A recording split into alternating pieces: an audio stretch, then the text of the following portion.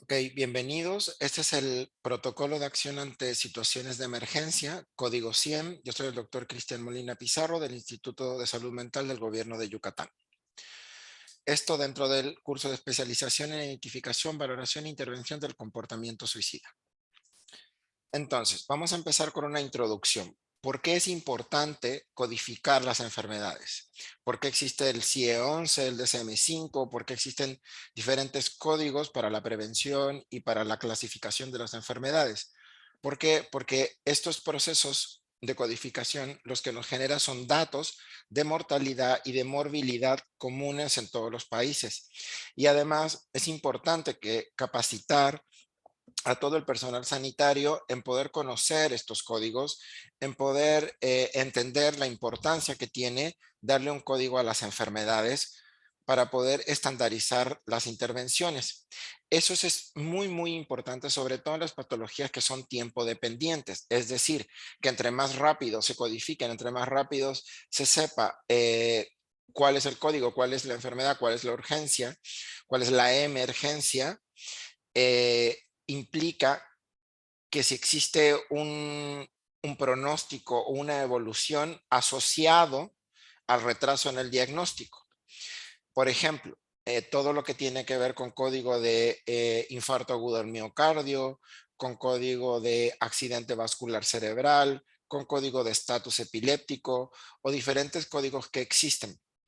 Y estos influyen de manera relevante en la evolución y el pronóstico, así como en la morbimortalidad, porque está directamente relacionada con la demora en iniciar el tratamiento, especialmente en la conducta suicida.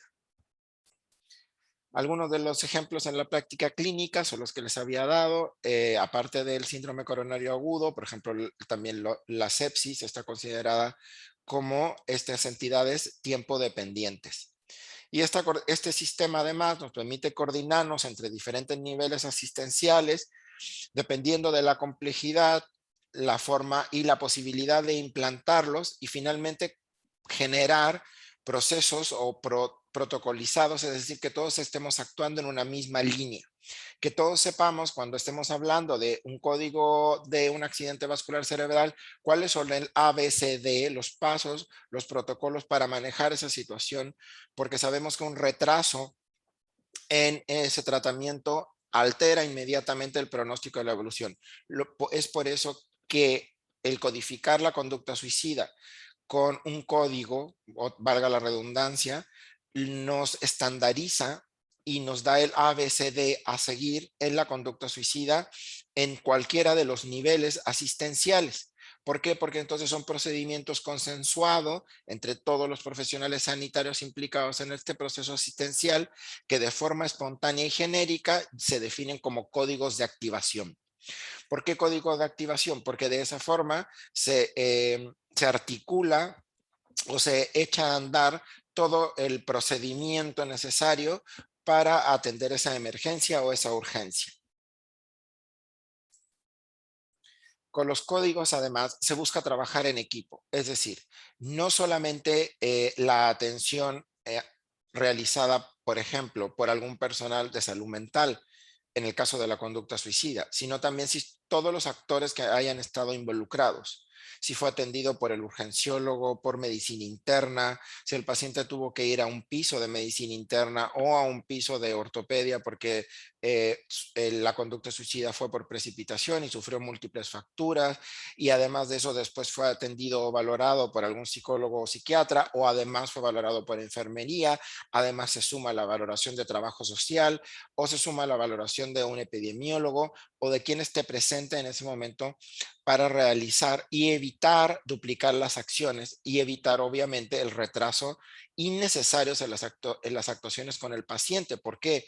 Porque la idea es que no todos estén preguntando lo mismo. Por eso existe en ese código de activación, verán cómo hay diferentes pasos para cada uno de los actores que están incluidos dentro del código de la conducta suicida, código 100. En definitiva, tiene como finalidad trabajar conjuntamente para el beneficio del paciente en tiempo, en eficiencia y en eficacia. Entonces, este código 100 lo que es en realidad es un sistema. Es un sistema de apoyo en la toma de decisiones clínicas, en la ideación y en la conducta suicida en hospitales generales o en centros de atención dentro de las redes integrales del sistema de salud, que se llaman RIS. Es decir, todo el, digamos, todas las redes de salud pueden realizar y codificar un código 100, desde cualquier tipo de unidad, desde una brigada, desde un centro comunitario donde fue atendido, desde una unidad familiar o en cualquiera de los componentes del sistema de salud sanitario de México. Una característica clave de la codificación es identificar el riesgo del paciente en términos de la cantidad de intentos, en términos de si tiene familiares con intento, en términos del número de intentos, de los intentos más letales, para poder identificar la cantidad de riesgos o la multiplicidad de factores de protección y de riesgo que nos permitan a nosotros brindarle la oportunidad al paciente y al médico y al personal de salud y a los familiares para determinar todas las combinaciones relevantes de factores de riesgo a la hora de tomar cuál va a ser la decisión de referir, no referir, si va a ingresar, no va a ingresar, todo eso dependiendo de esta valoración.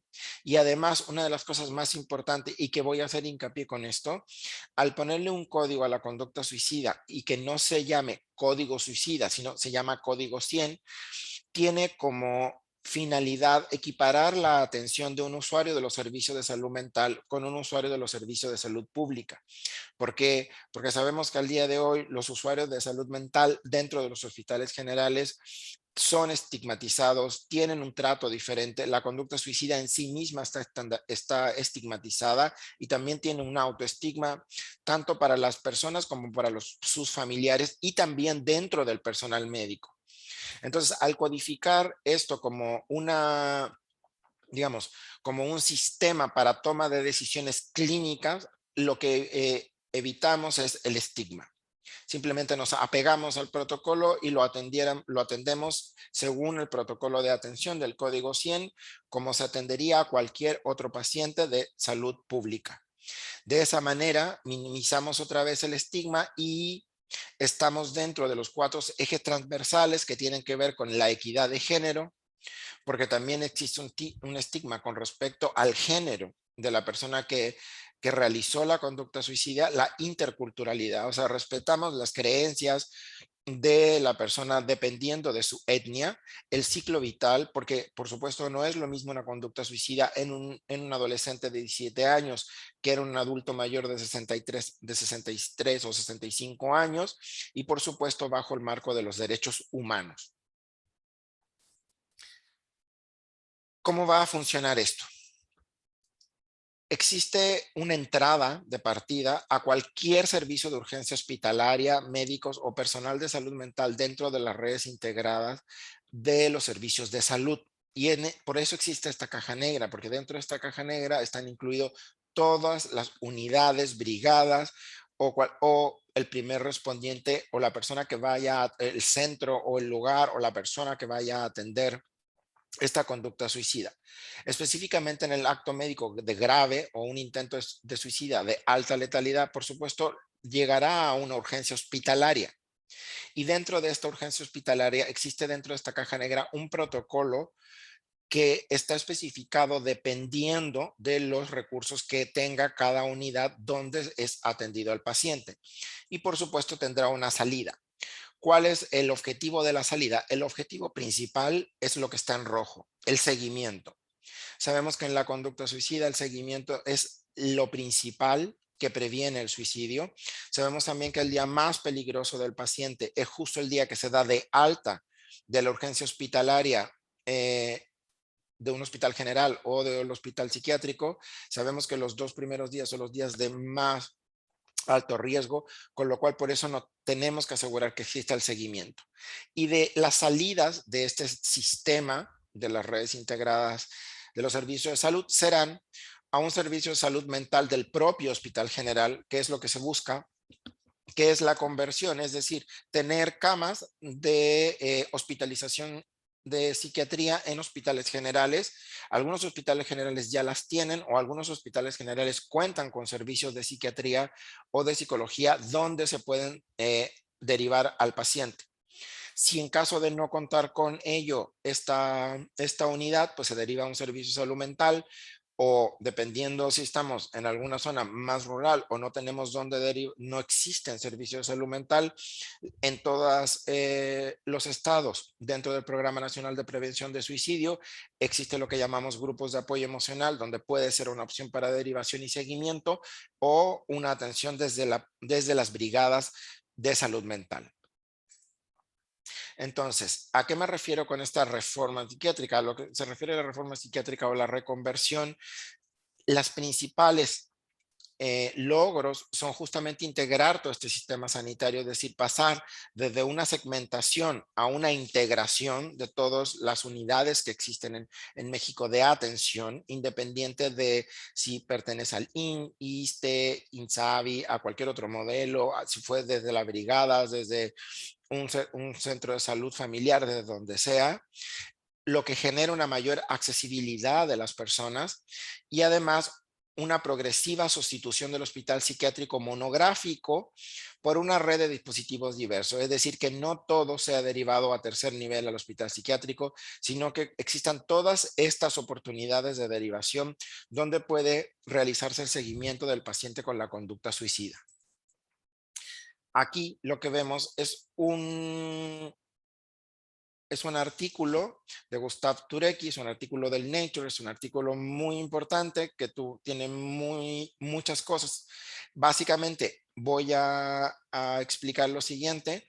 Existen, según la Organización Mundial de la Salud, intervenciones universales, intervenciones selectivas, intervenciones indicadas, que vendrían siendo lo de la prevención. Luego, todo este protocolo, por supuesto, va a incluir todo lo que tiene que ver con la evaluación de los riesgos, todo lo que les hablaba de los factores de riesgo, los factores de protección o la combinación que tiene el paciente para tomar la decisión al respecto. Y por supuesto, todo enmarcado en si el paciente ya viene con un diagnóstico o no tiene un diagnóstico todavía realizado dentro del marco de la salud mental. Entonces, ¿cómo funcionaría esto? Tenemos las urgencias de los hospitales generales o cualquier otra unidad de la RIS.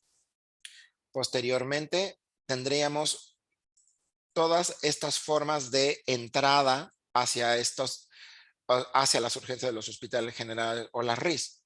Por un lado, tendríamos a los pacientes que serían trasladados desde los servicios de emergencia, ya sea desde una ambulancia, la policía, el 911, que llegan hacia la urgencia, o por otro lado, a lo mejor lo refiere a una unidad ambulatoria, es decir, una unidad familiar o un médico de unidad familiar que detectó un riesgo de conducta suicida o incluso ya vio que el paciente tenía una conducta suicida, tal vez leve o moderada, y que piensa o valora que es un código 100 y requiere ser visto en la urgencia hospitalaria. Por supuesto, también puede llegar por voluntad propia o acompañado de familiares, o también ser derivado desde el hospital psiquiátrico, los ISAMES, CAPA, de las brigadas o los grupos de apoyo en que detectemos. Entonces, estas serían las principales 4 formas en las cuales un paciente con conducta suicida de letalidad moderada o grave llegaría a un hospital general, donde el paciente requiere atención médica, porque se realizó un corte, por el tipo de letalidad. Es que al tipo de letalidad me refiero no solo al método que se utilizó, sino también a si el paciente dejó una nota, significa el grado de rescatabilidad, es decir, si le avisó a alguien o le avisó a alguien, la planificación, si fue impulsivo o planificado, em, si es que el método fue de alta letalidad, se refiere a suspensión, toma de ingesta sobre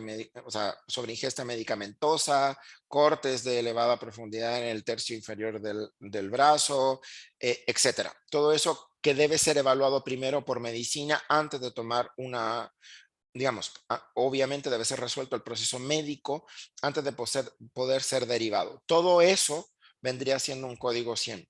La ideación y la conducta suicida es lo que llamamos código 100. ¿Por qué? Porque de esa forma, al llegar a la urgencia, otra vez, se va a activar todo el protocolo de que está consensuado para que todos tengamos el mismo procedimiento como si fuéramos a atender un infarto agudo del miocardio. Todos en la urgencia saben qué hacer cuando llega un paciente con un infarto agudo del miocardio. Todo el mundo sabe qué hacer en la urgencia cuando llega un paciente con un evento vascular cerebral. Pues el proceso con respecto a la atención a la conducta suicida es lo mismo, que todos los implicados, todos los actores estemos articulados y sepamos qué hacer cuando llega un paciente clasificado como código 100. Entonces, tendríamos 5 pasos importantes dentro de la atención médica según el grado de letalidad.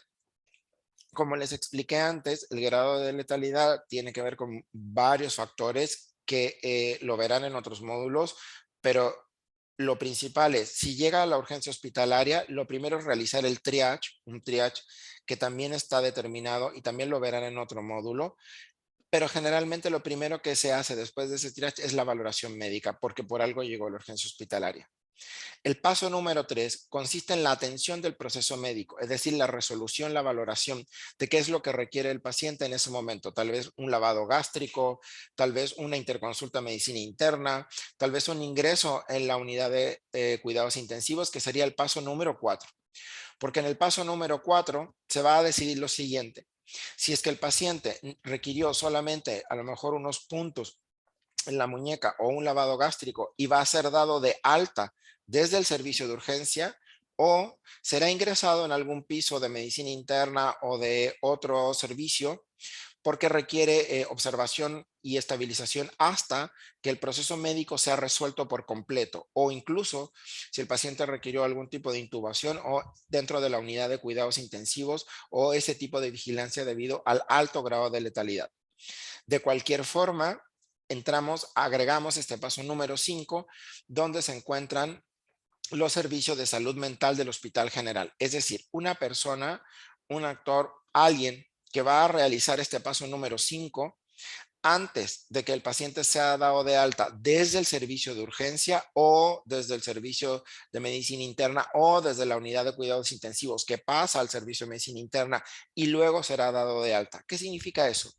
Que todos los pacientes valorados dentro de la atención hospitalaria general de tercer nivel, de segundo nivel, siempre antes de ser dado de alta requerirán este quinto paso, que es la evaluación por algún actor capacitado en los servicios de salud mental de ese hospital general. ¿En qué consisten o cuáles pueden ser algunos de estos pasos que va a realizar este actor o persona perteneciente a los servicios de salud mental del hospital? ¿Cuáles son algunas de las acciones? La primera y la más importante es que ningún paciente se puede ir de alta sin haber hecho un plan de seguridad. Yo les voy a mostrar, esto está dentro de otro módulo. Sin embargo, yo les voy a mostrar un ejemplo de cómo se realiza un plan de seguridad. Pero es importante que sepan de que ningún paciente se puede ir de alta de la urgencia o del piso o del hospital. Básicamente no puede salir de la puerta del hospital sin que un funcionario, una persona, un servidor de salud mental le haya realizado un plan de seguridad. Otra de las acciones que puede realizar es una referencia a un CISAMA en el hospital psiquiátrico y tener una cita antes de 72 horas. Y por supuesto, a una intervención con familiares. Es importante esto de la cita en las 72 horas porque sabemos, como les acabo de explicar, que los 2 primeros días al alta de cualquier servicio hospitalario son los más peligrosos. Es por eso que dentro del protocolo va a existir una llamada para asegurarse que existe un sistema de referencia y de contrarreferencia donde nos aseguramos que el paciente se mantiene en seguimiento, si asistió o no. Además, sabemos que esa llamada también previene y disminuye la prevalencia en la conducta suicida, en el riesgo del reintento. Por eso es tan importante esta acción. Otra acción que tendrá a cargo este personaje o este servidor es Enviar un reporte epidemiológico a trabajo social para seguimiento de la hoja de referencia y solicitar la hoja de contrarreferencia. ¿Para qué? Es como un estilo censo, es decir, para saber cuántos pacientes hemos atendido en la semana, cuántos recibimos, qué edad tienen, con diferentes datos sociodemográficos, datos de factores de riesgo en la familia, factores de riesgo en su entorno, también los factores protectores, diferentes datos que nos van a ayudar a tomar decisiones clínicas posteriores para el seguimiento. O otra acción que puede hacer es seguimiento dentro del propio hospital. Recuerden que al final esa es la idea, hacer una reconversión y dentro del propio Hospital General contar con servicios de psicología y psiquiatría y entonces asegurarnos que dentro del mismo hospital va a tener una cita dentro de las primeras 72 horas. Entonces voy a repetirlo porque esto es muy importante. Estas son las acciones, el paso número 5 antes de que el paciente se vaya de alta, antes de que salga por la puerta, requiere tener el plan de seguridad o una referencia, ya sea a un centro integral de salud mental o lo que se tenga en el lugar donde se realizó, en el estado, en el municipio o lo que se tenga, y asegurarnos que tenga una cita en 72 horas y, por supuesto, una intervención con los familiares. Además, vamos a tener que enviar un reporte epidemiológico para saber cuántos pacientes hemos visto, cuántos pacientes hemos atendido y cuáles son sus principales factores de riesgo y protección. Y en algún momento, y en los hospitales en que sí se pueda o que ya existe la conversión, el paciente siga en seguimiento dentro del propio servicio de psiquiatría o de psicología del Hospital General. Y ahí nos aseguramos otra vez que tenga una cita en 72 horas realizando una llamada al paciente. Esto es una escala de riesgo suicida que se utiliza en los servicios de atención de urgencia de España. Nada más es una escala que se llama SAT Person y que básicamente nos da información extrahospitalaria. Como verán, es una escala de 5 preguntas muy simple, pero no, nos permite realizar o tener alguna idea acerca de qué es lo que vamos a hacer cuando el paciente llegue a la urgencia. Este tipo de información extrahospitalaria en los lugares donde se pueda solicitar será de gran valor porque porque ya nos da una idea acerca de si el paciente va a necesitar un seguimiento ambulatorio intensivo, si tiene control familiar estrecho o requiere ingreso, o si requiere ingreso porque tiene riesgo de muerte inminente, o si hay que considerar una internación psiquiátrica con solo 5 preguntas. Entonces, donde se pueda realizar y tener esta información extrahospitalaria, también la vamos a requerir solicitar a la llegada del paciente a la urgencia del Hospital General.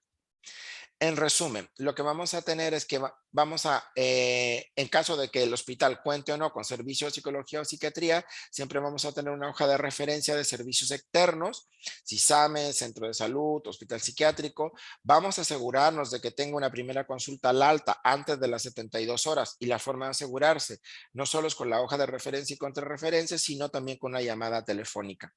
Y el paciente debe saber quién es su médico o la persona de contacto y dónde y cuándo será su próxima consulta en los 3 días posteriores al alta hospitalaria. Dentro de los procesos de hospitalización, dentro de los procesos que van a ocurrir dentro de la urgencia, pues los primeros que van a decidir son los médicos de medicina interna o los médicos de urgencia. ¿Por qué? Porque ellos van a decidir si el paciente requiere ingreso por las lesiones o por el método de letalidad. Luego tendrá a cargo la entrevista psiquiátrica o psicológica cuando el paciente esté estable. Evidentemente no le podemos hacer ninguna entrevista si el proceso médico primero no está resuelto. Entonces, esto es como los 4 pasos básicos.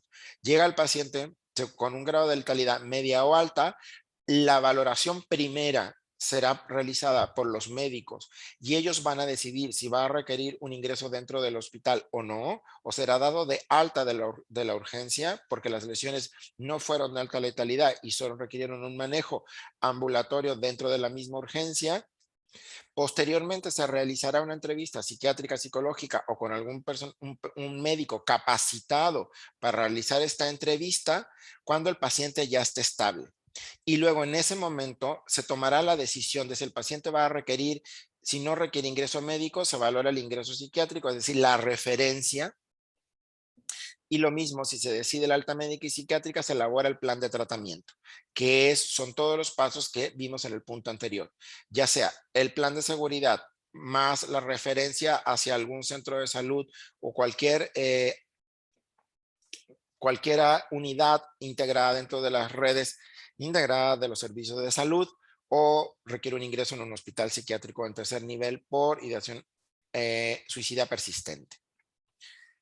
El plan de seguridad o respuesta en crisis. Bueno, es una intervención breve que involucra a pacientes que participan en una entrevista, y la idea de esto es señalar y advertir y proporcionar un conjunto de estrategias para afrontar todas estas fuentes cuando reaparezcan los pensamientos suicidas.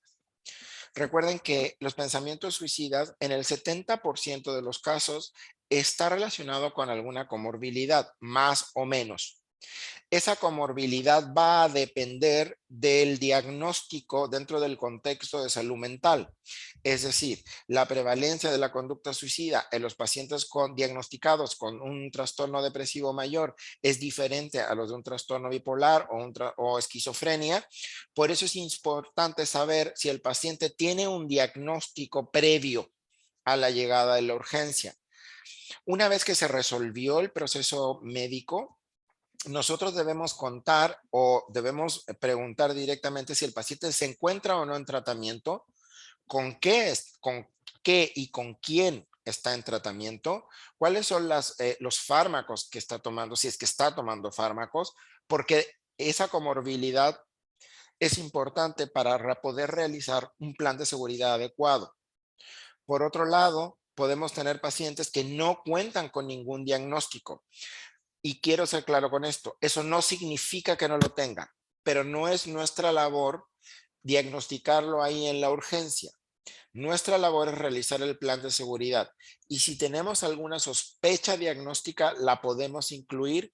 Más bien no podemos realizar el diagnóstico porque eso ya requiere criterios temporales y otros tipos de criterios y otro tipo de capacitación para realizarlo. Es decir, nosotros sí es importante que al alta, digamos, de la urgencia o al alta de la unidad de cuidados intensivos, medicina interna, y ya cuando el paciente le vamos a hacer la entrevista, sepamos si cuenta con un diagnóstico previo en salud mental. ¿Por qué? Porque eso es importante para realizar el plan de seguridad, porque las prevalencias de los reintentos suicida va a variar dependiendo de la comorbilidad o del diagnóstico en salud mental que tenga.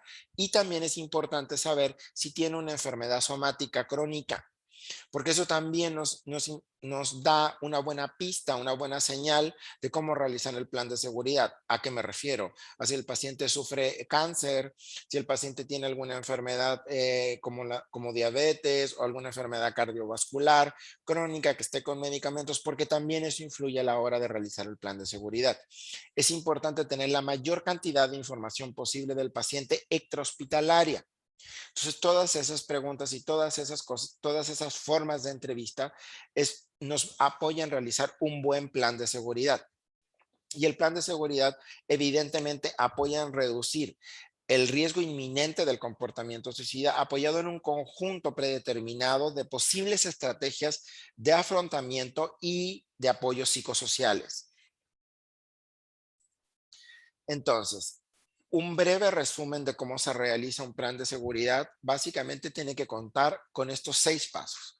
Primero, uno va a ser restringir o reducir el acceso a medios letales. Voy a poner un ejemplo. Si el paciente realizó una sobreingesta medicamentosa con algún medicamento que fue recetado por algún médico para su persona, vamos a tener que restringirlo o darle el manejo de ese medicamento a algún familiar o a algún responsable que se haga cargo de ello.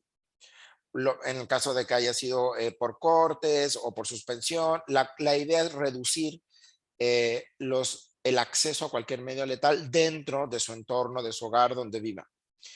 Dos, generar estrategias de soluciones no suicida, es decir, reducir los factores de vulnerabilidad y aumentar los factores de protección. Tres, activar redes de apoyo.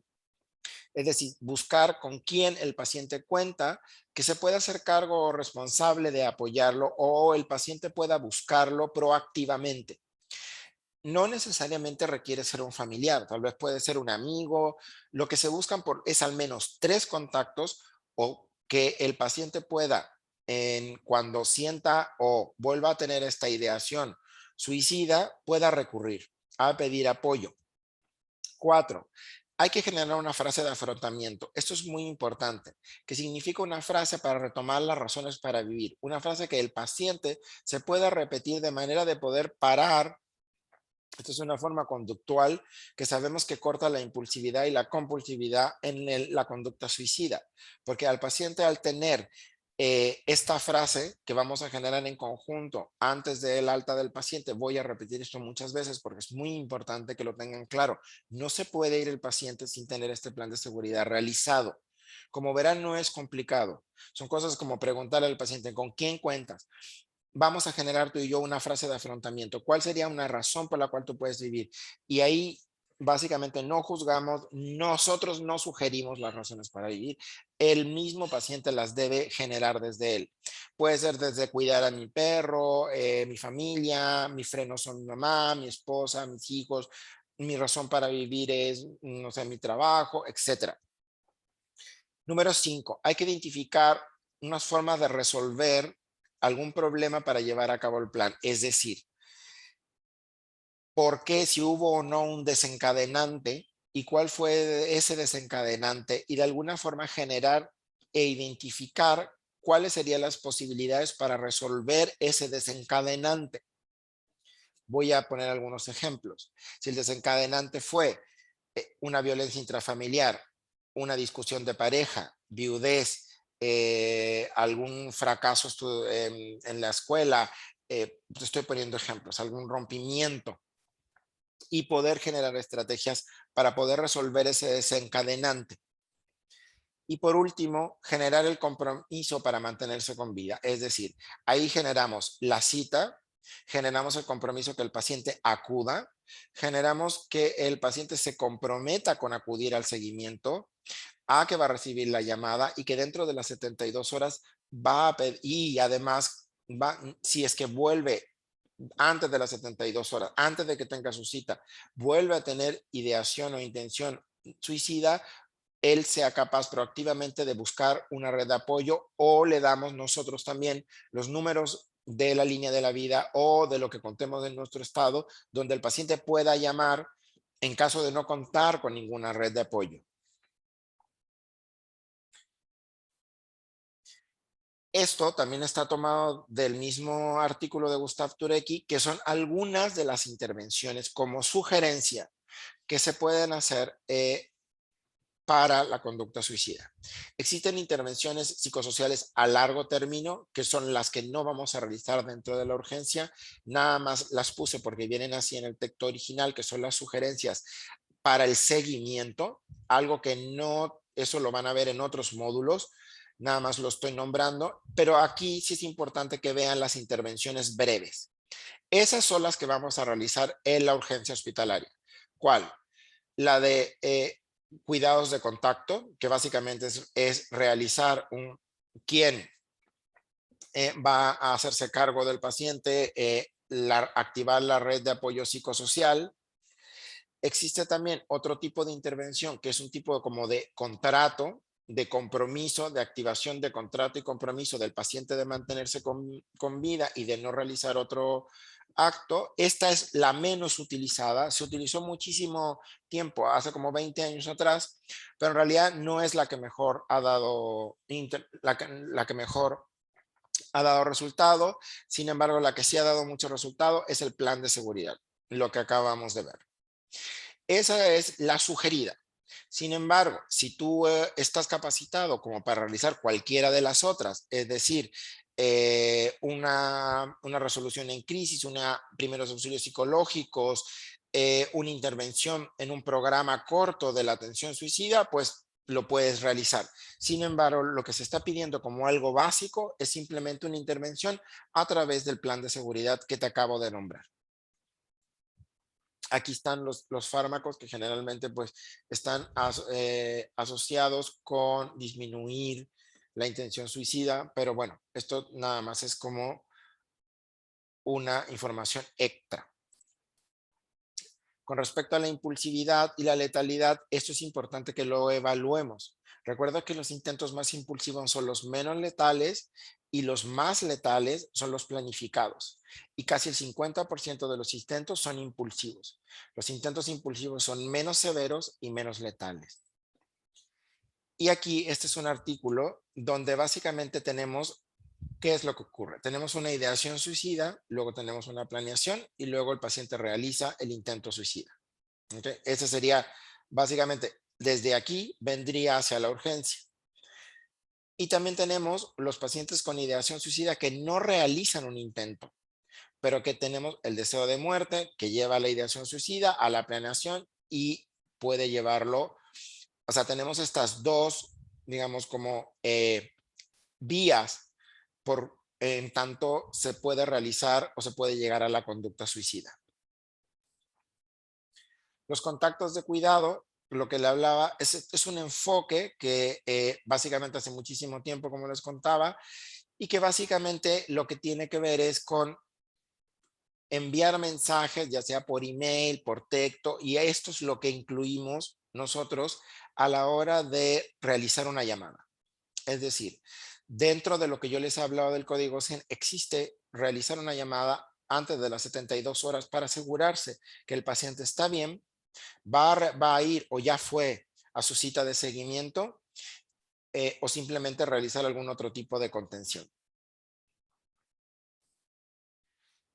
Si lo pudiéramos resumir, lo que tendremos así, tenemos el programa de prevención de conducta suicida en general, tenemos una intervención en crisis, tenemos lo que va a ser el seguimiento, que mínimo son 3 meses, que puede ser una terapia individual o grupal, y por supuesto vamos a tener un sistema de retroalimentación, es decir, de contrarreferencia para saber si el paciente sí fue, no fue, si está teniendo red de apoyo, si volvió a reintentarlo y regresó a la urgencia intrahospitalaria, y al final lo que nos permite, pues, en los resultados en el seguimiento es ver la percepción de los pacientes, podemos reevaluar el riesgo, el índice de abandono, cuántos pacientes no van al seguimiento, o sea, cuántos pacientes perdemos el contacto con ellos, podemos hacer publicación de resultados, es decir, comparar la mortalidad, la incidencia de nuevos intentos de suicidio y, por supuesto, colaboraciones.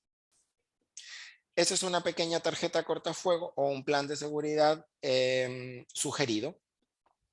Entonces, aquí como ven, la primera pregunta es, voy a contactar con mis apoyos y consta de 5 preguntas, o de 5 personas, básicamente. Es importante que nosotros, cuando estemos haciendo la intervención en el plan de seguridad, completemos la mayor cantidad de ítems posibles de esta tarjeta cortafuego. Es decir, el paciente puede estar en resistencia o puede decir, no cuento con ningún apoyo, entonces nosotros debemos de alguna u otra forma que el paciente proactivamente, digamos, invitarlo a que sea quien sea. Y a veces tenemos que sacarlo de este tema de la desesperanza, del no cuento con nadie, porque recuerden que dentro de todas las variables de riesgo genéticas, familiares, de eventos vitales, lo que tienen mayor prevalencia, siempre tienen que ver con desesperanza, soledad, es decir, rompimiento con pareja, viudez, aislamiento social. Por eso las primeras preguntas tienen que ver justamente con romper con este tipo de aislamiento y es importante que al menos llenemos por lo menos 2 o 3 contactos y con sus números de teléfono.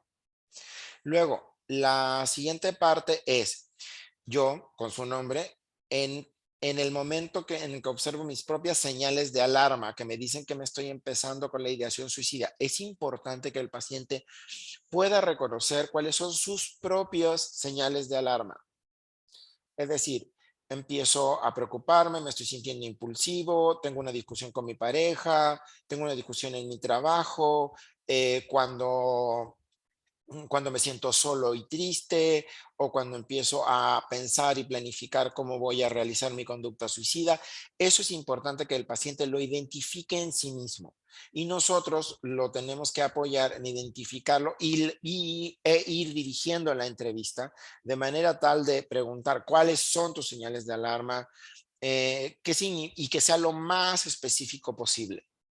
Es decir, cuando siento rabia, pero ¿con quién? Me refiero realmente que el paciente puede identificar cuáles son los detonantes, los gatilladores que generan esa ideación de suicidio. Y en caso de que me siga encontrando mal, es decir, a pesar de haber contactado con mis apoyos, ya tengo dadas mis señales de alarma, ¿cuáles son los siguientes recursos de ayuda? Y aquí ponemos todos las referencias o los sistemas de ayuda que contemos en nuestro estado, en nuestro municipio, en donde estemos. Es decir, llamar a Línea de la Vida, llamar al 911, al hospital más cercano, ponerle, nosotros ahí darle todas las opciones al paciente con las que contamos, tal vez la brigada del grupo, el sistema, el CAPA, lo que sea la línea de la vida, pero le damos opciones para que en caso de que cualquiera de estas cosas falle, el paciente pueda volver a pedir apoyo. Y aquí hay algunos de los perfiles, solo nombré algunos de los perfiles de las personas que pueden realizar dentro del servicio de urgencias estas valoraciones. La pueden realizar, y no me voy a extender en esto, pero la puede realizar personal paramédico, personal de medicina interna de primer nivel, que esté capacitado por lo menos en el modelo de MHGAP o que tenga una capacitación o especificación en identificación y valoración del comportamiento suicida. Puede realizarlo un personal de enfermería capacitado en MHGAP o igualmente capacitado en especialización, identificación e intervención en el comportamiento suicida, y podrá realizar todas perdón, estas acciones. Trabajo social.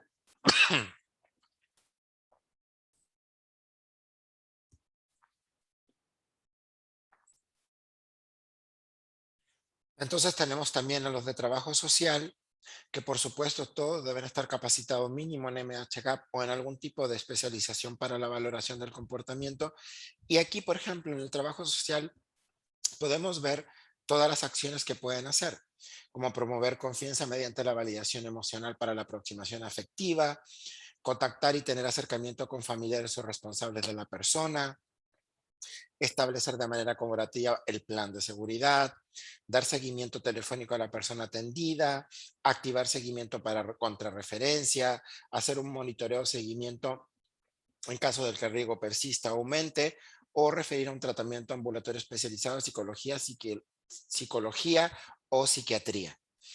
Y por supuesto tenemos el personal de psicología que, aparte evidentemente de tener formación en psicología clínica, que por supuesto tenga una capacitación en la elaboración del plan de seguridad de primeros auxilios psicológicos y brindar todos los apoyos, incluyendo implementar tratamientos para el comportamiento.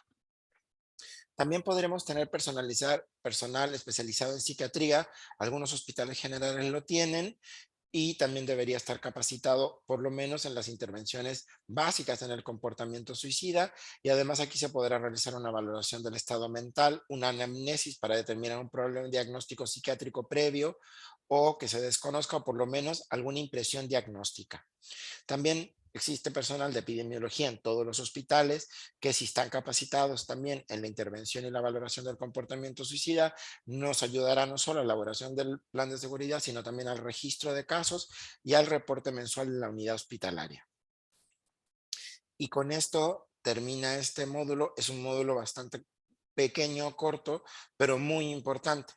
Es muy importante porque de alguna forma estandariza las acciones y los comportamientos que tenemos que llevar a cabo cuando un paciente es atendido por letalidad alta o moderada dentro de los servicios de urgencia de un hospital general. Y también recuerden la importancia de tener una codificación para la conducta suicida, que tiene que ver con disminución del estigma, con una atención protocolizada, con una atención en equipo, grupal e integral, y en todos los apoyos psicosociales que podemos realizar en todas las intervenciones, asegurándonos del seguimiento dentro de las 72 horas, que se vaya con su plan de seguridad, y sobre todo también definir dónde y por qué lo vamos a referir a ese lugar. Es importante también si podemos recabar toda la atención extrahospitalaria y por supuesto dejar un registro claro de cómo fue atendido el paciente, de dónde fue referido y saber si el paciente fue o no a su cita. Y con eso el módulo termina. Muchas gracias.